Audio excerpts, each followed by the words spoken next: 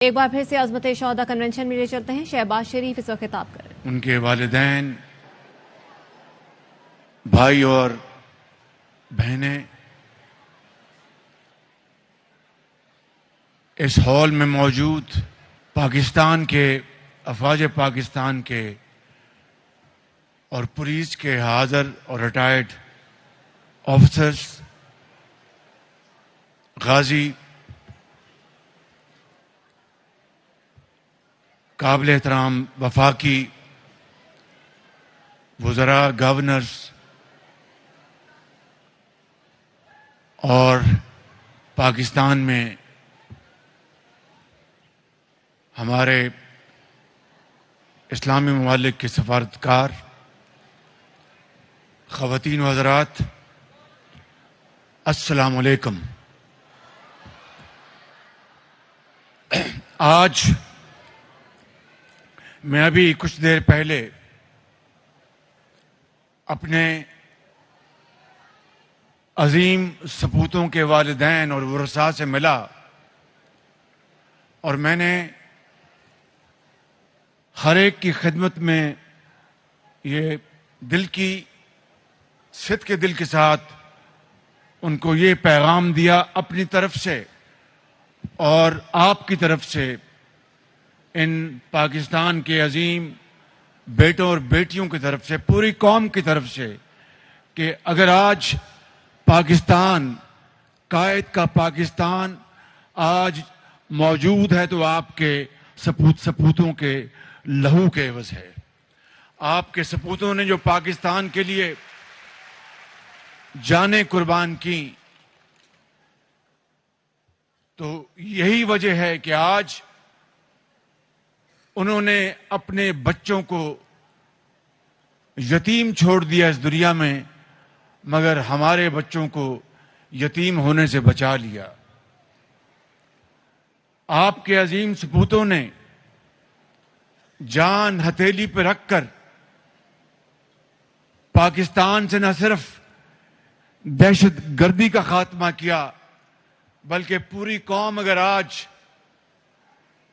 سکون اور چین کی نیند سوتی ہے تمام تر مصائب کے باوجود، تو وہ آپ کے عظیم سپوتوں کے لہو کی زکوٰۃ ہے. اگر آج کاروبار چلتا ہے اور کھیتیاں لہلہا رہی ہیں تو یقین مانیے کہ وہ پاکستان کے ان ہزاروں لاکھوں شہیدوں کی لہو کی بدولت ہے کہ آج پاکستان میں کاروبار اور تعلیمی ادارے چل رہے ہیں. میرے بزرگوں، بھائیوں، بہنوں اور نوجوان بچوں، میں آپ کو آج یہ کہنا چاہتا ہوں کہ یہ شہید، یہ کسی ایک جماعت کے شہید نہیں ہیں یا کسی ایک مسلک کے شہید نہیں ہیں. ان کا احترام ملک کے 23 کروڑ عوام کرتے ہیں، مائیں کرتی ہیں، کروڑوں مائیں، کروڑوں والدین، نوجوان، وہ ان شہیدوں کا احترام کرتے ہیں. لہذا یہ بات ذہن میں رہنی چاہیے کہ آج جس کنونشن میں آج اکٹھے ہوئے ہیں، شہداء کے عظمت کے کنونشن میں، اس کا یہ تقاضا ہے کہ ہم اس بات کو یاد رکھیں کہ تا قیامت ان شہیدوں کی عظمت ہمیشہ قائم اور دائم رہے گی اور کوئی اس کو اوپر آنچ نہیں آئے گی انشاءاللہ.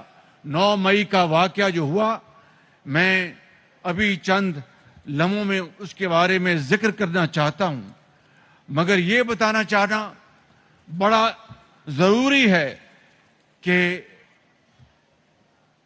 چاہے ملک کے اندر مسائل ہوں، چاہے کوئی خدا نخواستہ کسی جگہ ہنگامہ ہو، چاہے ہماری سرحدوں کی حفاظت ہو، چاہے ہمارے اس ملک کے اندر دہشت گردوں کے ہاتھوں شہید ہونے والوں کا وہ جتھا ہو، ان کو آج تک اس کا مقابلہ مردانہ وار کنہوں نے کیا؟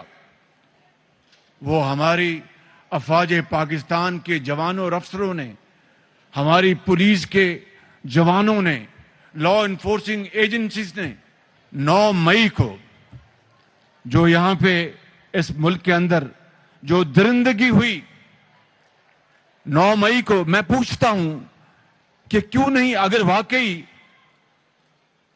پی ٹی آئی کو اور اس کے سربراہ کو اگر اپنی گرفتاری سے اس کو اعتراض تھا، تو پھر پاکستان کی تاریخ اس طرح کی سینکڑوں ہزاروں گرفتاریوں سے بھری پڑی ہے. کیا کبھی کسی نے کوئی گملہ توڑا؟ میں تفصیل میں نہیں جانا چاہتا. یہاں پر زعماء نے اپنے اپنے بڑے جوشیلے انداز میں اپنی باتیں کی ہیں. محترمہ شہید کی بات ہوئی، ذوالفقار علی بھٹو صاحب کی بات ہوئی، نواز شریف صاحب کی بات ہوئی، اور بے گناہ بے بنیاد الزامات پر پچھلی حکومت نے ساری اپوزیشن کو دیوار سے لگایا. انہوں نے بڑے حوصلے سے اس جبر کو برداشت کیا، لیکن سوچا تک نہیں کہ کسی کی طرف رخ کریں، چاہے وہ سول تنصیبات ہوں یا فوجی تنصیبات ہوں. تو پھر کیا ہوا کہ 9 مئی کے دن پاکستان کی تاریخ میں ایک المناک ترین واقعہ ہوا. اس کی وجہ یہ نہیں تھی کہ کسی کے بھائی یا بہن سے یا والد یا والدہ سے تشدد ہوا یا ان کے ساتھ ظلم اور زیادتی ہوئی. قتل نہیں، نہ کوئی مارا گیا، نہ کوئی زخمی ہوا. ایک مقدمے میں جو کہ کرپشن کا مقدمہ تھا، اس میں گرفتاری ہوئی.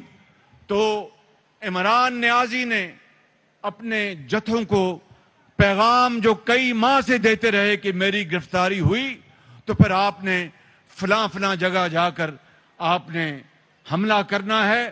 میرے بزرگوں، بھائیوں اور بہنوں اور نوجوان بچوں، میں قطعاً اس موقع کے اوپر سیاسی بات نہیں کرنا چاہتا، لیکن اس بات کا، اس سوال کا جواب پوری قوم مانگتی ہے کہ اگر ایک واقعہ ہوا آپ کی گرفتاری کا، تو پھر لاہور میں قائد اعظم کے ہاؤس کی بے حرمتی کیوں کی گئی؟ اس کو راکھ جلا کر راکھ کیوں کیا گیا؟ آپ کو یاد ہونا چاہیے کہ بلوچستان میں زیارت میں بھی چند سال پہلے قائد اعظم کے ہاؤس کو اوپر حملہ کیا تھا. کنہوں نے؟ دہشت گردوں نے. اسی طریقے سے لاہور میں یہ حملہ ہوا.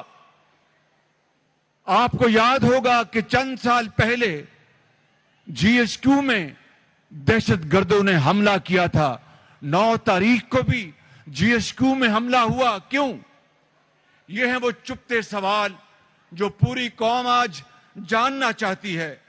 میں بڑی انکساری کے ساتھ یہاں پر یہ عرض کرنا چاہتا ہوں کہ سیاسی کارکن ہمیشہ اپنے لیڈرز کے لیے وہ احتجاج کرتے ہیں، وہ ہڑتالیں کرتے ہیں، وہ باقاعدہ وہ جھنڈے بھی دوسری پارٹیوں کو جلاتے ہیں، مگر کبھی کسی نے پاکستان کے جھنڈے کو آنچ نہیں آنے دی. کبھی کسی نے پاکستان کے شہیدوں کے جو مجسمے تھے ان کو تباہ نہیں کیا.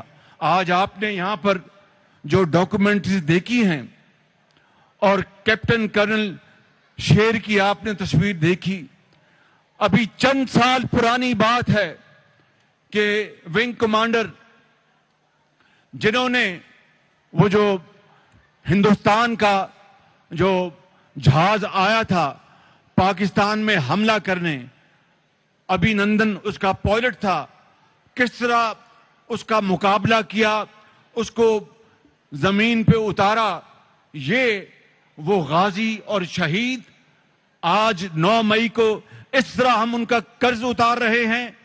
میں سمجھتا ہوں میرے بزرگوں، بھائی اور بہنوں، آپ کچھ بھی کر لیں، ہمیں اگر اسمبلی کے اندر اور باہر گالیاں دی گئیں، دشنام ترازی کی گئی، تو ہم سب نے اس کو بڑے صبر سے برداشت کیا۔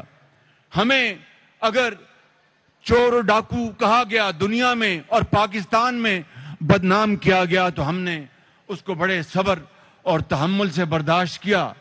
لیکن 9 مئی کو شہیدوں کی اور غازیوں کی بے حرمتی، 9 مئی کو فوجی تنصیبات پر حملہ، 9 مئی کو ریڈیو پاکستان پشاور میں حملہ، یہ ناقابل برداشت ہے۔ یہ رہتی دنیا تک دوبارہ اس کا عادہ نہیں ہونے دیں گے۔ جب تک جان میں جان ہے، ہم پاکستان کا سبز ہلالی جھنڈا مل کر اس کو سر بلند کریں گے۔ ہم پاکستان کے نام پر آنچ نہیں آنے دیں گے۔ ہم اپنی افواج کے خلاف کوئی نعرہ نہیں لگنے دیں گے۔ اکسانے والوں کو قانون کے کٹہرے میں لا کر کھڑا کریں گے۔ میں بطور ایک منتخب وزیر اعظم کے میرا یہ فرض ہے، اور میں اپنے فرض میں ایک لمحے کے لیے بھی کوتاہی نہ کروں گا، نہ برداشت کروں گا۔ اس لیے کہ اگر خدا نہ خواستہ ہم نے اس المناک ترین واقعے کے بعد ذرا سا بھی تساہل سے کام لیا، تو پھر نہ یہ قوم ہمیں معاف کرے گی، نہ اللہ تعالیٰ ہمیں معاف کرے گا، نہ عوامی عدالت ہمیں معاف کرے گی، نہ خدا کی عدالت میں معافی ملے گی۔ ہمیں اگر آج ہندوستان کو کیا اور چاہیے جو کہ 65 کی جنگ میں اس کے خواب پورے نہ ہو سکے، 9 مئی کو ان دہشت گردوں نے اور جتھوں نے وہ خواب پورا کرنے میں کوئی کسر نہیں چھوڑی۔ لہذا یہ ہمارا فیصلہ ہے، یہ قوم کا فیصلہ ہے کہ قانون اور آئین کے مطابق ان تمام جتھے والوں کو، چاہے وہ منصوبہ بندی میں شامل تھے، چاہے وہ اکسانے میں شامل تھے، چاہے وہ حملہ کرنے میں شامل تھے، کسی سے کوئی رعایت نہیں برتی جائے گی، کسی بے گناہ کو قطعاً کوئی نقصان نہیں پہنچے گا، اور جو قصوروار ہیں ان کو کسی صورت بھی ان کو معافی نہیں ملے گی۔ آئین اور قانون اپنا رستہ لے گا۔ میں بھی کہوں گا تو اس بارے میں کوئی سفارش نہیں مانی جائے گی، اور میں آپ کو ایمانداری سے کہتا ہوں، کیونکہ یہ ایک ریڈ لائن کراس کی گئی ہے۔ یہ ہمارے ان سے پوچھیں، اس دن 9 مئی کو ان شہداء کے ورثاء کے دلوں میں نشتر برسائے گئے، یہ پوچھتے ہوں گے، یہ اللہ تعالیٰ کی طرف ان کی آنکھیں پوچھ رہی ہوں گی کہ اے خدا، میرے بیٹے نے، میرے ایک نوجوان سپوت نے جس کی ابھی شادی ہوئی تھی، اس نے تو اپنی جان قربان کر دی، اپنی بیوی کو بیوہ کر گیا، بچوں کو یتیم کر گیا، اور قوم کے بیٹیوں کی حفاظت کے لیے اپنی جان دے دی۔ آج ان کے تختے اڑائے جا رہے ہیں، آج ان کی بے حرمتی کی جا رہی ہے۔ یہ چشم فلک نے اس طرح کا دل خراش منظر پہلے کبھی نہیں دیکھا تھا۔